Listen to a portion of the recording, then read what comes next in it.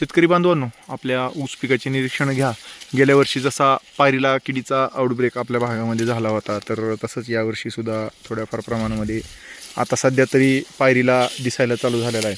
तर हे जे पान दिसतोय आणि हे जे काही तुम्ही कापसासारखा भाग जो काही पाहतायत, तर हे आहे पायरीला कीटकाची जी काही अंडी आहे, तर ती अवस्था आहे. त्या अंड्यांवर जे आहे ते हे जे काही तुम्ही पाहताय हे कापसासारखी ग्रोथ, तर ते त्या अंड्यांचं संरक्षण करण्याच्या अनुषंगानं ते निसर्गात अशा पद्धतीचं जे आहे ते त्या ठिकाणी संरक्षण जे असतं.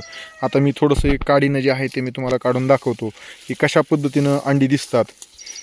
तर बघा, आता इथं आम्ही बघतोय, हे काढतोय तर लक्षात येईल आपल्या. बघा, हे कापसासारखी ग्रोथ निघाल्याच्या नंतर ही सगळी अंडी आणखीन उबवायची पूर्णपणे राहिलेली आहेत आणि अशी एकदम ही पोपटी रंगाची अशी ही अंडी जी आहे तर या ठिकाणी ही दिसत आहेत.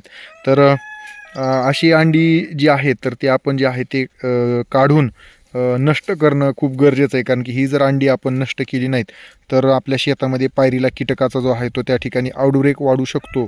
आणि म्हणूनच जे आहे ते आपल्याला ह्या ठिकाणी ही पायरीला कीटकाची अंडी जी आहे ते नष्ट करावीत. जस्ट एक आपल्याला माहिती असावं पायरीला कीटकाची अंडी कशी असतात, तर ते दाखवण्यासाठी आपण हे केलं. ही कापसासारखी ग्रोथ असते आणि त्याच्या खाली ही अंडी दिलेली असतात आणि ह्याच्यातून निघालेला जो काही कीटक आहे तर पानांचं जे आहे ते पानाच्या खाली राहून रस शोषण करतो आणि आपल्या ऊस पिकाचं जे आहे ते नुकसान जे आहे ते त्या ठिकाणी करतं. आता जस्ट तिथं या ठिकाणी एक मगरीसारखी ते जे त्याची अवस्था पण होती, तो आता उडून गेला.